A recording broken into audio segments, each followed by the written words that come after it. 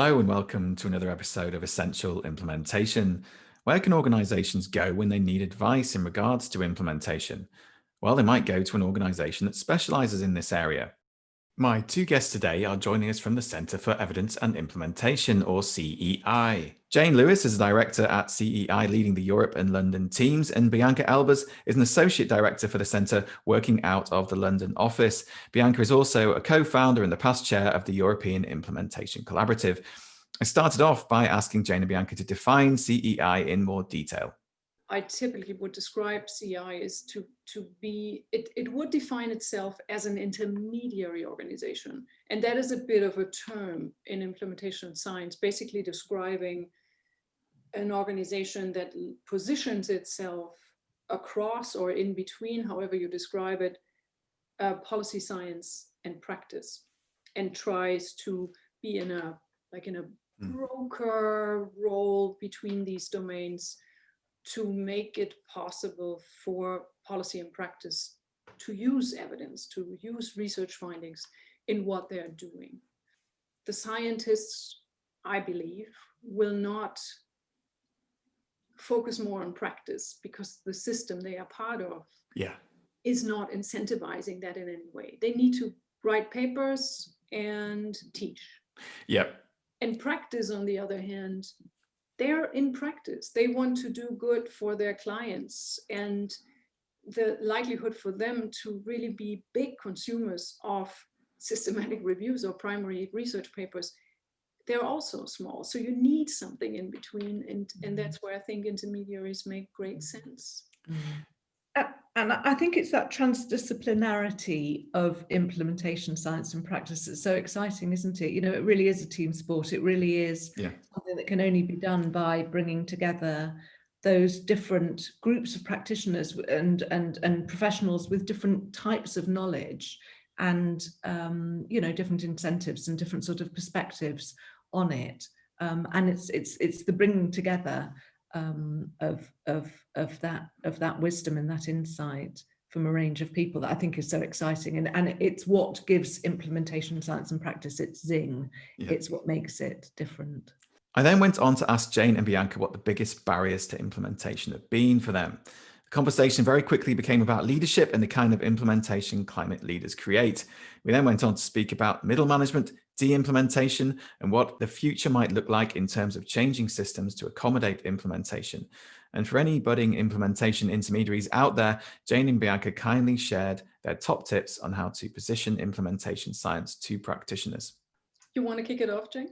Okay, so the types of organisations that we work with are, first of all, central government, then local, regional, municipal government, larger NGOs and charities, foundations where we're advising them on their long-term investment practices and their choices about what to fund, and then other organisations that are kind of, I describe as sort of sector lead organisations who work to support high quality practice in particular areas and who are interested in implementation as an angle on that, or who promote evidence and evidence take up.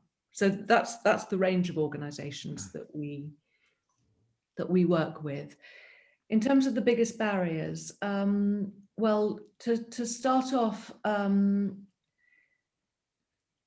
put it another way, the biggest enablers, I would say that the single biggest enabler is the culture of the organisation, and that's often the culture of the leadership in the organisation. And where they really, really have an ambition for improvement and for change, and a curiosity about what's working and what isn't working, and a sort of absence of hubris that enables them to say, actually, we just haven't been great at this at the past and we really need to get much, much better at it. That kind of culture of improvement and of just really genuinely wanting to see the very best for every child and family or every adult that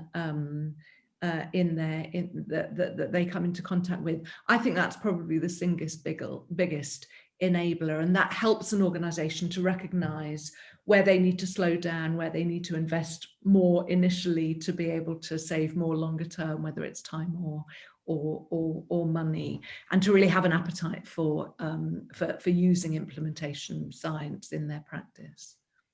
And I think I would have answered in exactly the same way as Jane, so really pointing to leadership in combination with like a learning improvement culture. And I think there are some, because we're kind of describing it at a very high level, but that then becomes about very practical things that sometimes get in the way next to leadership in itself, the practice, the behavior from leaders being either very unified, very on one plate versus going in all kinds of directions, sometimes probably be a laissez-faire kind of leadership style.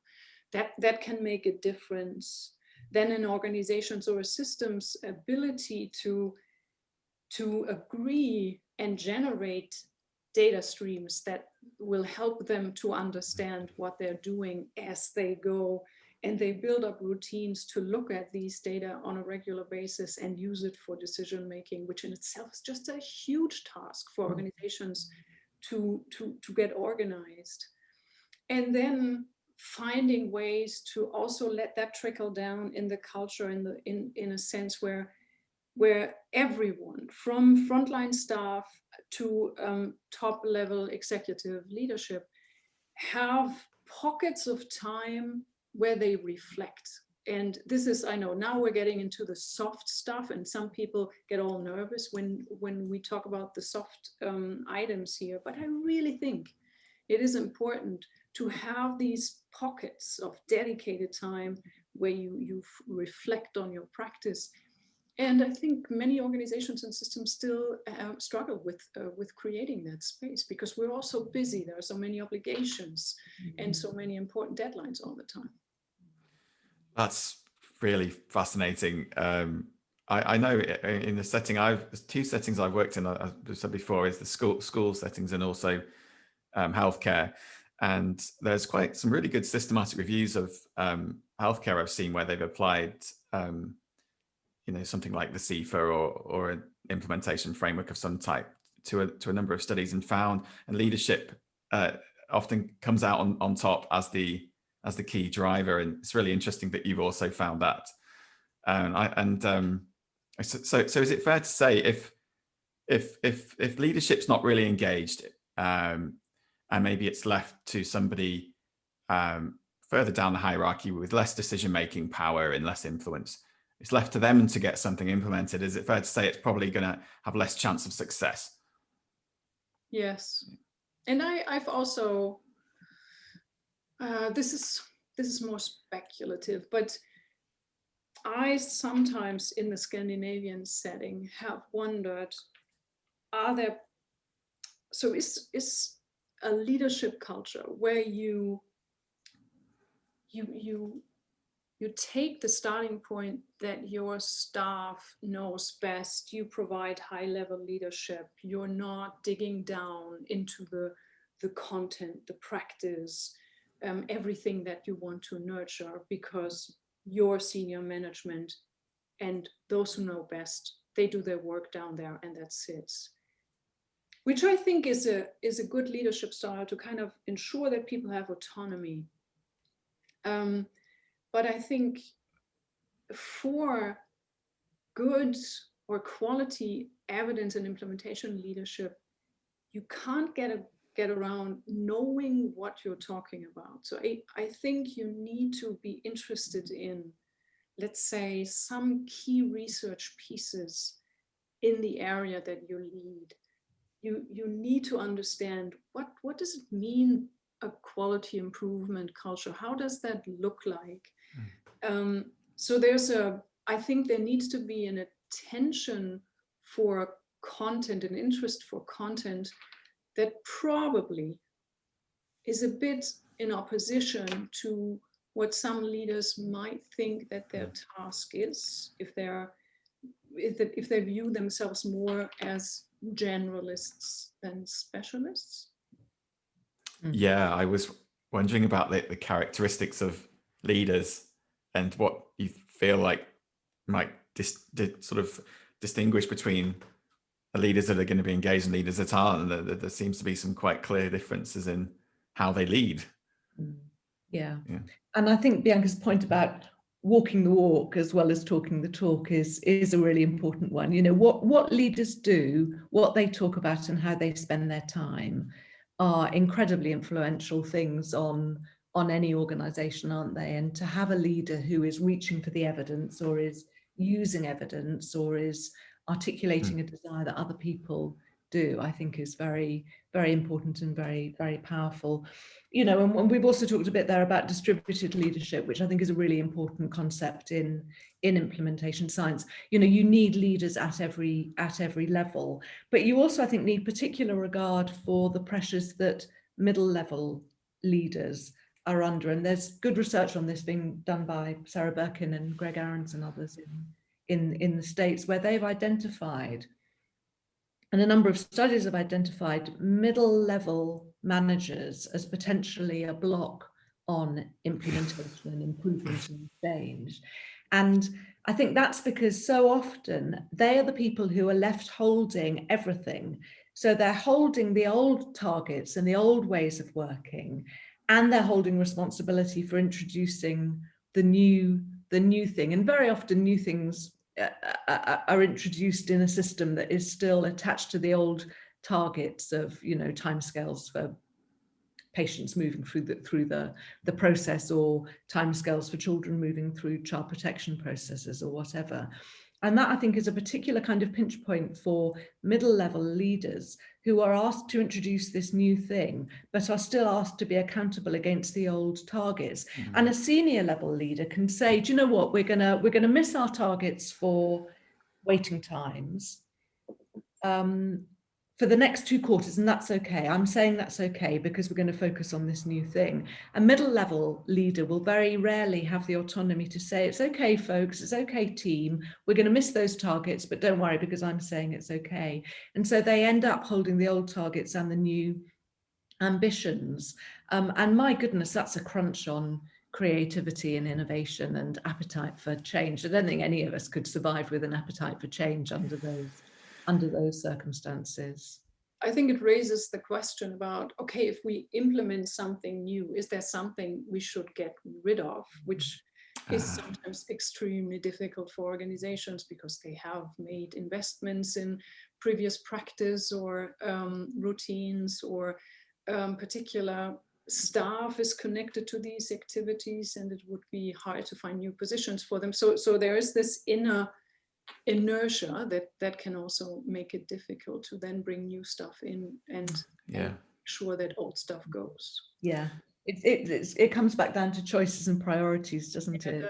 You can't do implementation well without making choices. What's your feeling about, I mean, do you think in general, stakeholders, you know, in these organizations and in healthcare settings and schools and places that you might work, in general, are people coming around to the idea of implementation science? Are they buying into it, or is there still quite a lot of resistance to it, would you say? Oh, I'm interested in hearing Jane. Well, I would say a bit of both, and to some extent, quite rightly, it depends how you position it. So I find that if you talk to people about implementation science, with the emphasis on implementation and not on science, then it really, really lands for people. So if you help people to see that it's a way of framing their own expert professional wisdom and experiences and helping them to make more sense of them and to apply that learning in slightly more kind of systematic ways to the challenges that they're dealing with, then I find that it really lands for people, and people are naturally keen to know what is the evidence for this. What I think people get frustrated by is the idea that it's this kind of secret black box of magic evidence that only scientists have access to. And there's also, I think, and quite rightly, a strong association of implementation science with programs, and then with the idea of manualized programs that absolutely have to be done in a very, very fixed way without enough regard to whether they're the right thing to address the problem and the right thing for the context. And so there's a little bit of resistance, I think, to implementation science from people who think that it's going to mean that they will be told to use this program. And of course, that's not what implementation science is all about at all. But that's sometimes just a little bit of a kind of... That's really interesting. So there's a clear role for someone to make implementation science relatable to the people in these settings. And I also really take that point that I think a lot of people have change fatigue, don't they? And are used to having things sort of pinned on them. I certainly do hear that from clinical staff, working in hospitals, that, we've got 10,000 things we need to implement, and we're just told to implement them, and often without anyone asking us if we actually think we need it. And so they could see implementation science as a kind of another way to have something forced on them, rather than its true opposite, which is to actually work with them to understand if this is going to be useful, and then how could it be work. Yeah. I also think there's still something that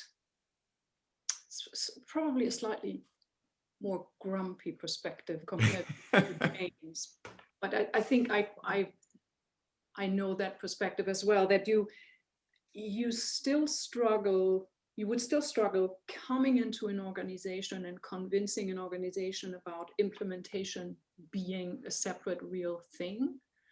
I think we experience that still. So the pure acknowledgement of an organization buying into the idea that, yes, implementation is real work.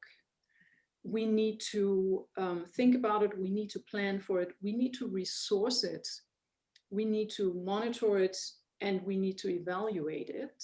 That in itself, I sometimes find a big step to take, because it's first there you open the door to really considering implementation practice. And then I sometimes have had moments where people they become familiar with, let's say, an implementation framework, because the implementation frameworks are these nice tools to introduce implementation in a way that resonates with people and opens a light bulb moment for them. But I then sometimes experience that people underestimate implementation anyhow, because they see a framework and they think, sure, this is what we need to do. No problem. But when you then move towards developing your own implementation strategy and really working actively with that, then it shows that implementation processes in your messy, dirty, complex setting is much more complicated than the framework might have suggested in the first place. That's, yeah. So if you say are working with an organization and they buy into the idea and they think, okay, this would be great, and you show them, say, something like the consolidated framework for implementation research, which we've spoken about on this channel before, and they resonate with it, and then you start talking about, well, this might take a few years, and we might need this much resource for it, and this much, they may then think, oh my God, this now we're actually trying to do it. This isn't what I was expecting. How do you address that sort of challenge? Well, my question to people in that situation is always, how well has the previous way of doing it worked for you, really? And get people to recognize that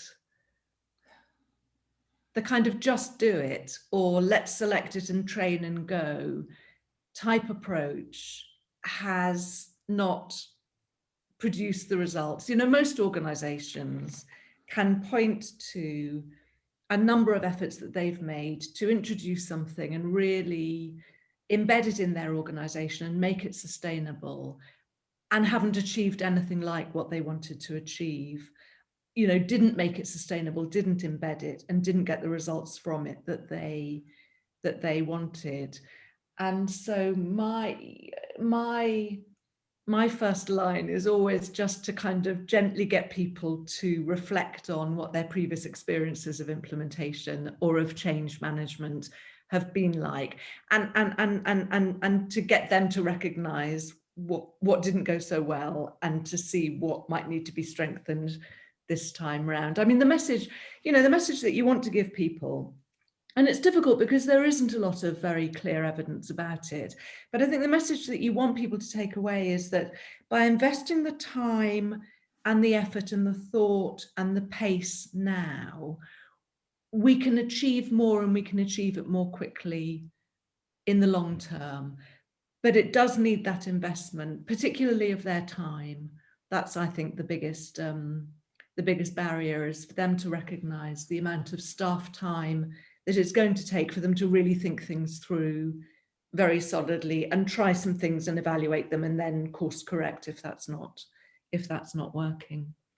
If you have the ambition to move towards, let's call it an implementation-informed service system, that picking particular interventions and putting them into your system in the hope of that they might create a change towards more implementation-informed work will probably not work out, because they will remain some kind of isolated changes. So in order to move towards a more implementation-focused system, you probably want to, rather than work with particular interventions, which may be important as well, but you also want to make sure that, let's say, your leadership that is existing in your system has fully bought into implementation as being a thing and being something we need to prioritize. Or you want to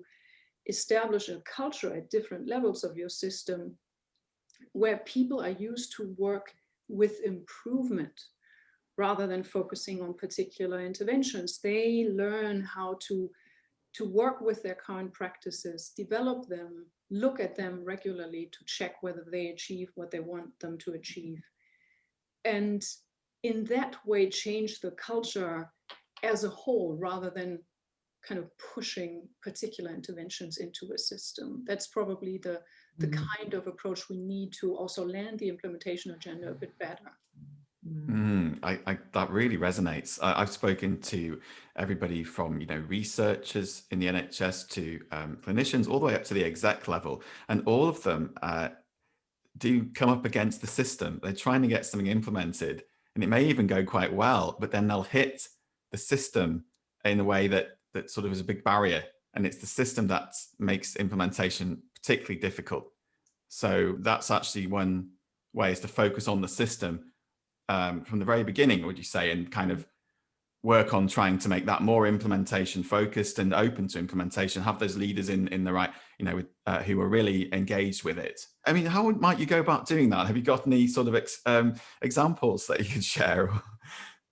I think we, in our work at CEI, we really come at this through two different levels. I mean, the first and the main one is the one that Bianca's been talking about, where we're looking at supporting an organisation to implement a change or a new way of working, and we're working with them to identify what are the kind of aspects of the wider system that are going to be supportive or are going to be less supportive, and how do they need to anticipate that and prepare for it and change it. And that's such an important piece of work. And my experience of that is that when you start talking with people about the outer system dimensions, very often they're dimensions that they come up against not only in thinking about this particular intervention that they want to introduce or this particular change that they want to make, but they're aspects of the system that are quite visible to them and that can be obstacles or difficulties or enablers to other aspects of their work as well. And so what starts off as a fairly kind of abstract notion very, very quickly lands for people and very quickly becomes real and very much part of their lived experience. But the other area of work that we're doing more now at CEI, and I think it's a tremendously exciting area actually for implementation science to develop, is where your starting point is to change the system. That's not just something that you want to do to enable this new way of working to flourish and to take root, but it's actually, that is the thing, that is the ambition, that is the the aim, that's what your primary focus is on. And that's obviously so much more challenging. And it's an area where implementation and complexity science or systems thinking, the science of systems, really come together. And I hope that over the next sort of decade or so in implementation science and practice, that will be a real area where there can be a strong focus. I think there's some very, very exciting questions that we need to be addressing there. And it's not a terribly well evidenced area at the moment. There's some very, very nice theoretically based conceptual thinking about systems and systems change, but not very much in the way of tangible evidence about how do you go about doing it. And I think that will be an important area for implementation science in the next decade.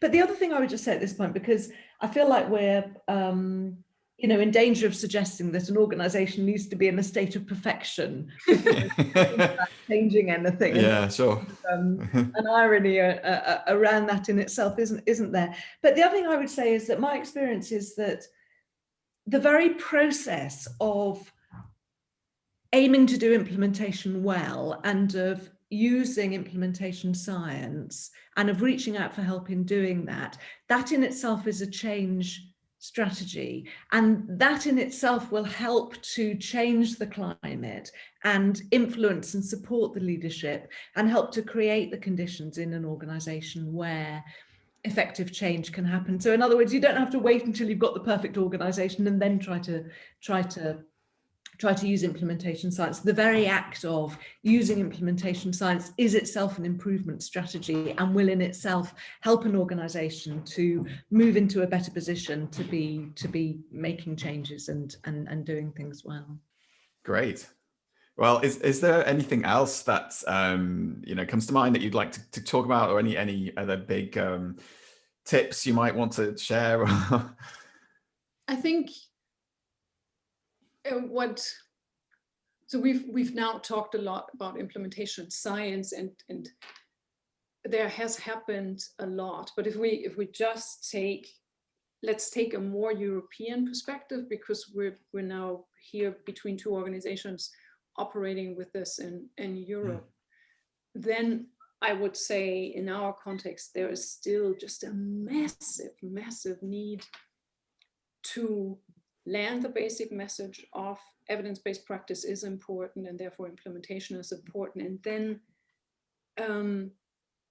build the capacity to do that in Europe. Because even though implementation science in a sense has been overproductive, that overproduction of ideas, concepts, frameworks, that has occurred primarily in North America. Probably followed by the UK. I think the UK is well placed, but still try to look at the really strong research environments that have a dedicated group of people focusing on implementation science. It's hard to find in Europe still, probably apart from the stuff that you're doing, Christian, or what Nick Sevdalis is doing at the Center for Improvement Science or Implementation Science. I think it's labeled. Yeah. Try to find education, master studies, or even PhD programs that focus on implementation science. All of that, I would say, is really, really rudimentary. And in some way, it seems to be a bit forgotten in all the activity that has been in the field. But I'm really, I would like to see that grow a lot more in Europe. So thank you, Bianca and Jane, for coming along to the Essential Implementation podcast. It's been a very interesting conversation, and we hope to see you again soon. Thank you for having us. Terrific. Really, really interesting. Thank you, Christian. Thank you, Bianca.